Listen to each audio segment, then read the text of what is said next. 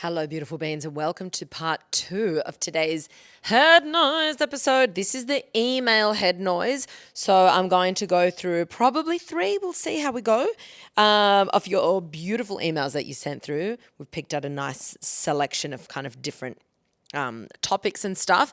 If you haven't already listened to part 1, which is released at the same time, go check that one out as well. That's the voicemail one. So without further ado, let's get straight into it. This one is titled, also I love a good creative title, just really gets my juices flowing. That's disgusting. It sounds like I'm talking, anyway. It's called Winter Blues. So, hi Alexis, first time writer, long time listener. Do you have any tricks for combating winter blues? I know you're going into your summer season, but here in northern United States, winter is arriving quickly. This includes sunrises after 7 a.m. and sunsets before 4:30 p.m. Temperatures before and after work ranging from 0 to 4 degrees Celsius, 30 to 40 degrees Fahrenheit, and this will only get worse. If you are like me and leave for work around 7:30 and come back around 6:30, the lack of sun and increasingly cold temps just zaps any motivation. I know lack of motivation is not an excuse to stop exercising, eat like crap, and curl up all night. How do I fix it when I feel my morning/evening routine that has worked for the last 6 months suddenly feels impossible? Sunlight exposure/morning walks are sometimes literally impossible before work. All I want to do is eat fatty/sugary foods, and I'm so sleepy. It's only November, and this will likely keep getting worse until March. Help. Thank you for listening. Seasonal sadness, Sally. I love this so much. Okay, great question. There's a few things that you can actually do. So firstly, what happens, and I'm not saying that you definitely have this, but there's kind of seasonal affective depression, which can happen to some people where they just, based on the season and based on the light, they get sadder. And this is more because of the light than it is the temperature. It comes, often in countries where you get these really dark winters, you see a rise in mood disorders or depression or feeling like temporary sadness during that season, which then completely goes away in summer where there's a lot of light.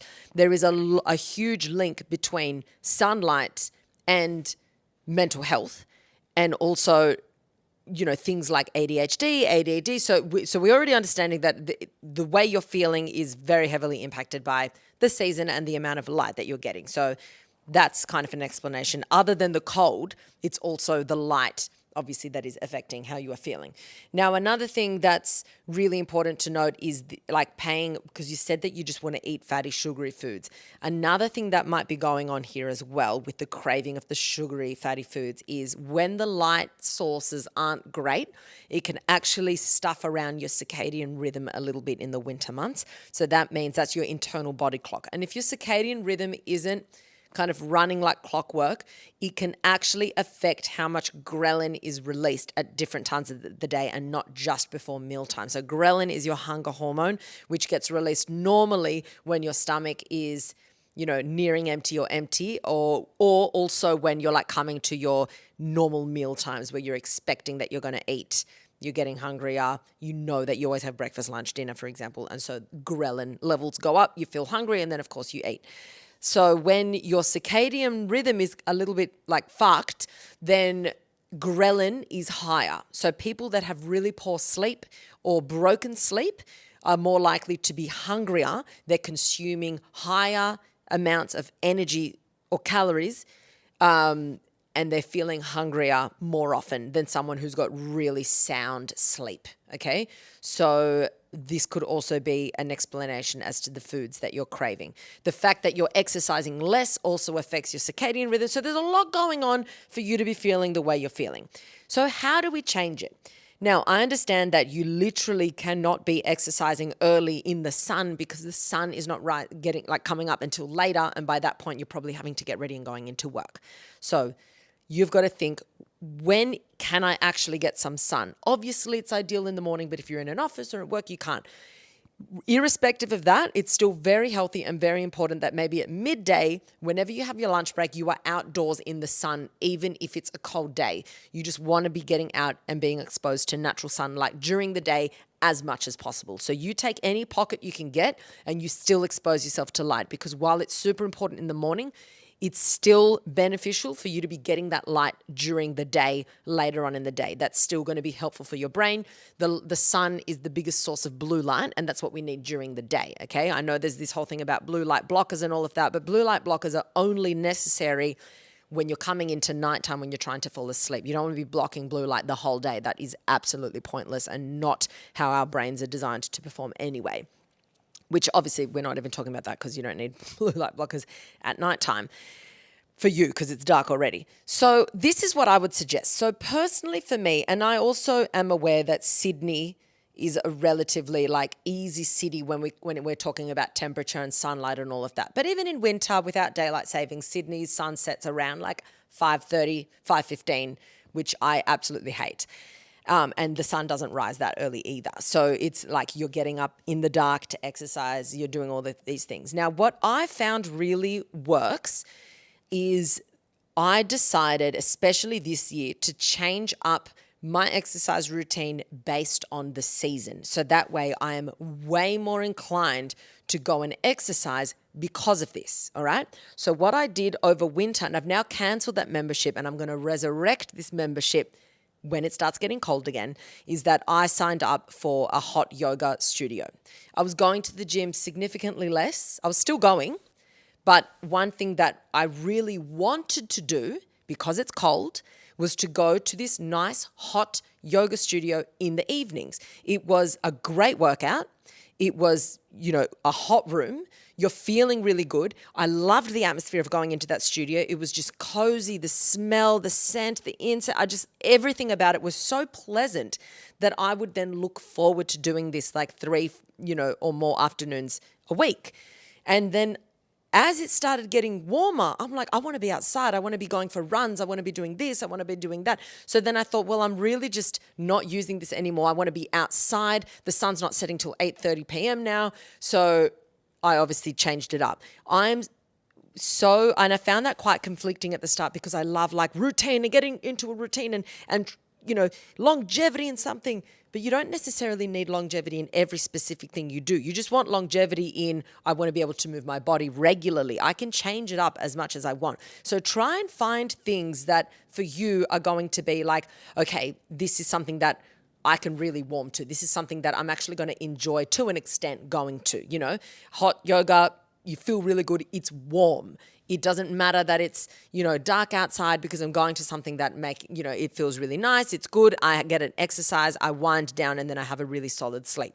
Another thing that you could be doing early in the mornings if you don't want to be getting outside, and it sounds like it's really fucking cold there as well, is maybe pick a really good online workout thing that you wake up and you straight away do like a 30-minute Pilates class on the mat. You don't have to leave the house, but you've got that mat on the ground. You're doing your workout. You can have one of those like sunrise lamps that you can get where it lights up the room as if the sun is coming up. So it helps you wake up like gradually as if the sun was rising. So you can start to use all these tools. So you're waking up earlier, you're really lighting up the room properly. You're doing maybe 30 minutes, 20 minutes, whatever it is of Pilates in the morning. You can stay indoors so you're not freezing your ass off. So that you're cutting out a barrier to entry to exercise. And then you're just finding all these little hacks. You're getting in the sunlight during the day. You're making sure that at nighttime, you're not so heavily on your devices. So you're getting a solid sleep. So you're less likely to crave such sugary, fatty foods because that craving often comes down to more so your circadian rhythm than it does the cold. Because once you get into a good rhythm of still exercising, still like working with what you've got in those colder months, you're still not going to crave that sugary food as much as you think you would. Okay.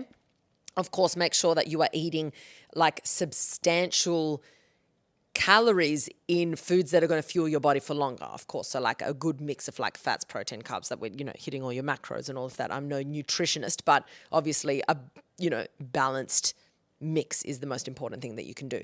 So I think basically in a nutshell, look for things like work with what you've got is what I'm saying. Look for things that work in the winter months that will not work in the summer months or that you're not going to be inclined to do in the summer months. Change it up. Have a seasonal change. And then it's something that you can look forward to in the future. I'm already looking forward to returning to yoga, even though I know right now it's just not what I want to do, because when it's sunny outside, I want to be outside. I want to be going for long fucking walks. I want to be running. So you play around with it and have your seasonal kind of changes. And then I love breaking up the year a little bit more. So having like my winter vibe, my summer vibe, my, the spring, autumn vibe. I really enjoy that. And it kind of like, I don't know, you kind of then start to look forward to these seasons a bit more instead of dreading winter and only liking summer, because you've got like a few months of this. I don't know how long the winter goes for you, but if we're talking about March, this is 4 months to go. So you're experiencing this for 4 or 5 months. That's a significant portion of the year. You've got to change it up and bring in different things that are going to make you look at this season as like, all right, this is my cozier season. I'm more of a homebody, but I'm still doing all these things that are really good for me. That is my advice. Hopefully that helped. And yeah, give it a go. Try all of that and then write back to me, please, and let me know if that helped at all. All right, next question. Hi, Alexis and team. Hope you're doing well. I've been listening to you since day one. That's amazing. And like most people, you have an incredible impact. You've had an incredible impact on my personal growth. I'm truly so grateful. Thank you. I've recently met someone who I'm quite sure is my person. Love this.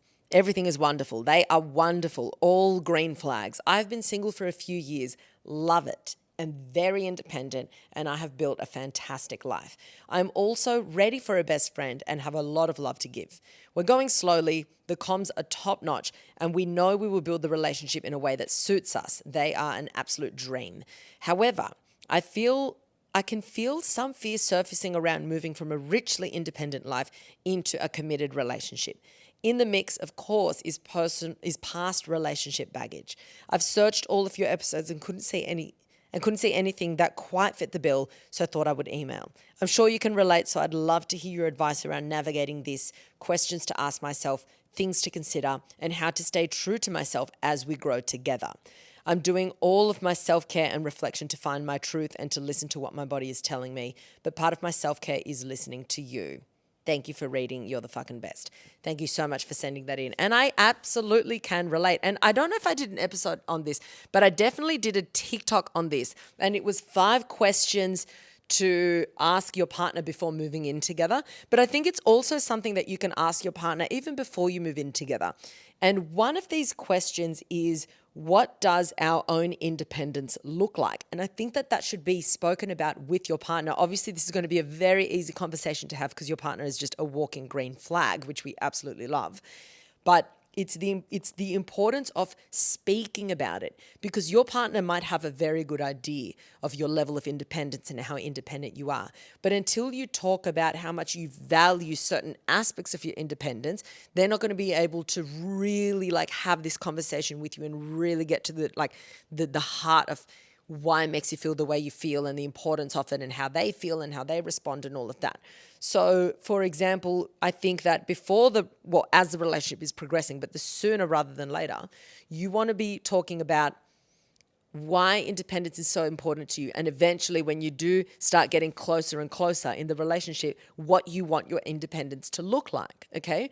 Because every single couple writes their own rules. As long as the two people are in agreement with what those rules are, that is the only thing that matters. So one couple's level of independence within the relationship is going to look very different to someone else's. You don't have to look at other examples of relationships and think, oh my God, but these people do everything together, or they don't travel alone anymore, or this or that. Like, I'm the same as you, where entering a relationship for me was very, very much like, I'm excited to enter the relationship, but I'm also kind of mourning this kind of single life, not because I wanted to fuck around and date 1,000 people, because I actually didn't do that much at all, but instead because I loved this idea of like, I just own every single thing that I do. I can go wherever I want, whenever I want. It's all up to me. But then entering a relationship with my partner, who's so easy to communicate with and who understands me very, very well, and luckily who is also quite independent, but I would talk to him about how much, so for me personally, it's traveling. and how much I enjoyed still traveling alone and how much I really wanted to share travel experiences with him, but I didn't want the relationship to be something that meant that I could never travel alone again. So because I was always open about talking about, I love this idea of just exploring something alone. I love my own company. I love this. When he goes away for business, I don't miss him until the second or third day because I love like my nights alone, and it's nothing against my partner. It's just, I really love my alone time. And then I can discover that he also enjoys his alone time as well. And he also likes that we can talk about it.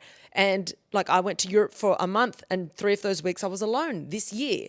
And then I did trips with Tyrone, and it was really beautiful because if I hadn't spoken to him about how important that was for me, I would then get to a point where maybe I was fearful that he wouldn't understand, and then I would hold it back and then not know how to approach wanting to travel by myself, and then being like, how do I approach it? And then thinking that he's going to resent me, and then probably not doing it, and then thinking, oh my God, my life's changed. I've lost my independence. Okay. So as always, it all comes down to communication. How am I communicating with my partner? How can I make sure that I'm putting so much effort into our quality time together, but putting a lot of emphasis on the fact that I'm not here for quantity time. I mean, you might be, but it's the quality time. And I really value alone time. I really value my independence. I love that you have your own hobbies and I have my own, and we don't have to do it together. We can do certain things together and other things apart. I love that I can run my own show. And your partner being the green flag that they are, I would imagine, will fully come to the table with that and really understand. It all comes down to transparency. Because if you're someone that pretends that, I want to spend every living waking moment of you because I think that that's what you want, and then I'm trying to like find a scapegoat every time, then your partner's like, are you avoiding me? Instead of being like, it's got nothing to do with avoidance. It's got to do with, I just value this and I also value you. Just don't ever lie to your partner. Be straight up with how you feel. And if you're really honest about it, for the most part, they're not going to take offense.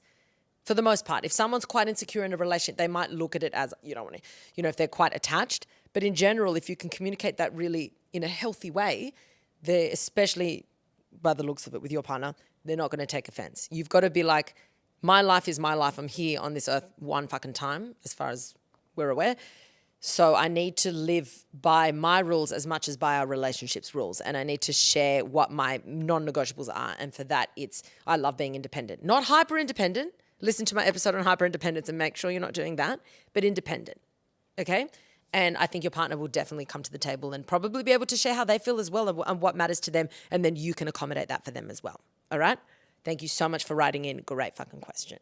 Okay, last question, and this is about perfection. Hello, I have to start off by saying how your podcast has helped me in so many ways. Thank you for being you, and in that you have helped so many. Thank you so much. Here is my question for you. I have struggled my whole life with being a perfectionist. I know it's not ideal to be perfect, and I'll be the first to tell you. Here is my question for you. I've struggled my whole life with being a perfectionist. I know it's not ideal to be perfect, and I'll be the first to tell others that we're all human and not perfect. But why do I still struggle with this and feel like I'm let down with every mistake, small and big, that I make? I just can't get out of my head and feel free from this. Thank you for your advice, help, and time. Okay, this is a really good question. All of them are great questions. I say that all the time, but it really is. So perfectionism comes down to fear, obviously, because you fear that something will go wrong, or you will not be accepted, or you won't accept yourself, or you won't be able to deal with it, or you won't be good enough. It's this idea of this lack and fear of not enough or not good enough unless it is perfect. And this comes from your idea of yourself, okay? So if you see yourself as quote unquote flawed or not good enough, then you fear failure so much more because you look at your achievements and what you do as a reflection of you as an individual and who you are, okay? You see as like winning and achieving and doing something perfect and doing something correctly. And so because of that, you are less likely to take risks unless you know it can be perfect. You're less likely to put work out there that's not fully polished because you will think, I'm going to be judged, it's not going to be good enough, it won't be accepted, I'm just going to cringe, I can't fathom that not being perfect, so you're not going to be putting that stuff out there. You're probably someone that likely has a lot of ideas for your future, for what you can do with your life, for maybe a business or multiple businesses, but you have this failure to launch because you are scared of it not being perfect. And ironically, for most things in life, practice makes perfect. And because you're not willing to put yourself out there before it's perfect, you never give yourself the opportunity to practice. So then it's this self-fulfilling prophecy, and then it gets harder and harder and harder, and you're kind of paralyzing yourself. It's this like paralysis via analysis or whatever it's called, because you're overthinking it so much, being like, it has to be like that. And then the less you do it, the harder it gets. So now you're in this position where you're rarely doing anything unless you know it can be perfect. You're identifying with this idea of like, well, everything I have put out has been right, perfect, or otherwise I won't put it out. I won't do it.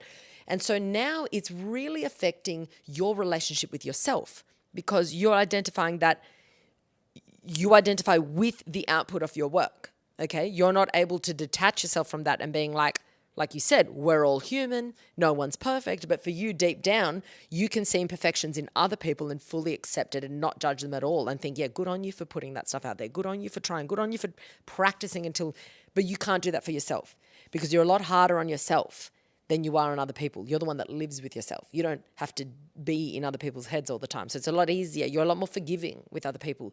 You're not very forgiving with yourself.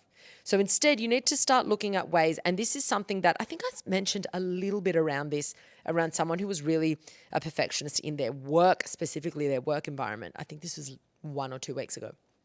But it's this idea of, how can I shift where I place my self-value on?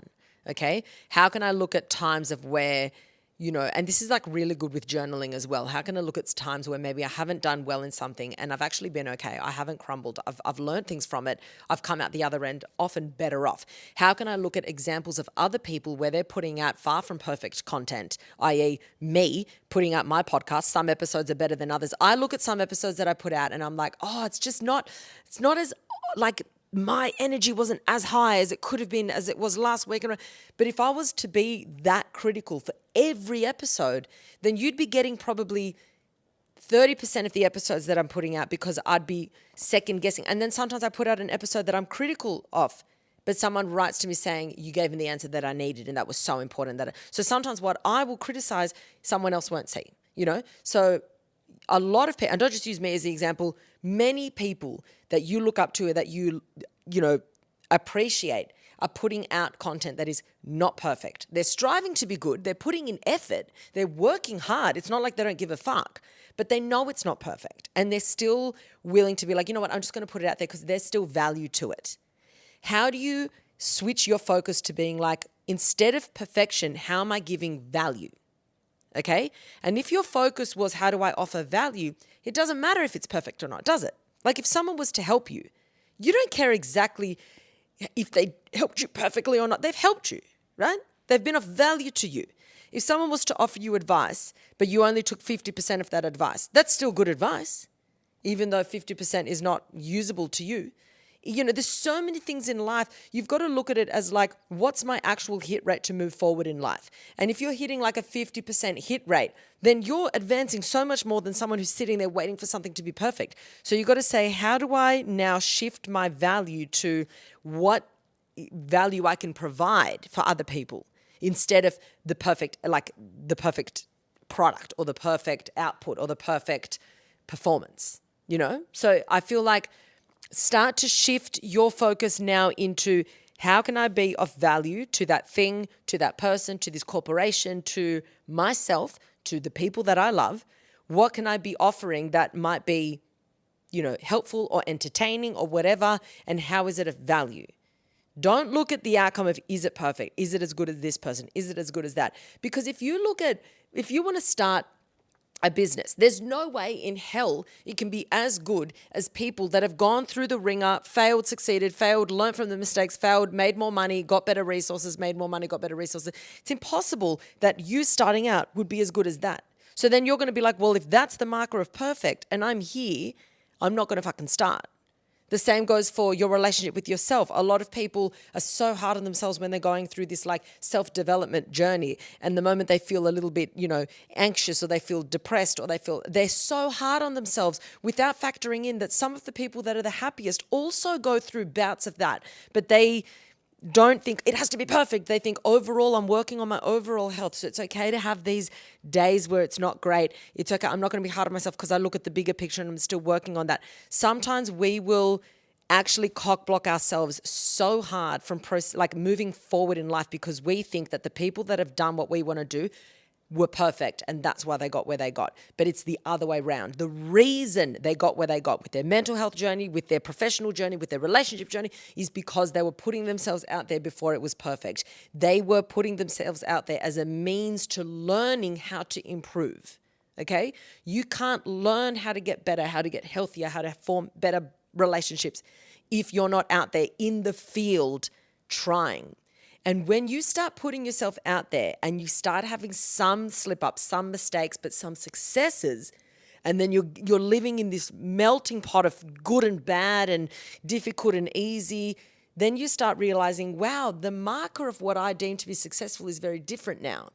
I mark success as how resilient I am, how much I'm learning, how I'm bouncing back, how much calmer I am. Like, for example, my friend today said to me, and this was such a compliment, he said to me, you know what? Over the last 24 months, 12 to 24 months, you've been so much calmer when bad things have happened to you. Like I've noticed you're so much more relaxed. And I think it's because what happened with that whole drama when my podcast got taken down and all of that. And it's like the worst case scenario. And it really gave me such good insight into how that actually taught me so much. Like something will go wrong for you, but then it actually teaches you so much in so many other things. And now I am a whole lot calmer when negative things happen to me. And I find that I move through them a lot easier than I used to move through them. And mind you, I started the podcast 4 years ago. So here I have a podcast where I'm talking about how to process things, how to approach things, how to whatever. And I'm not perfect.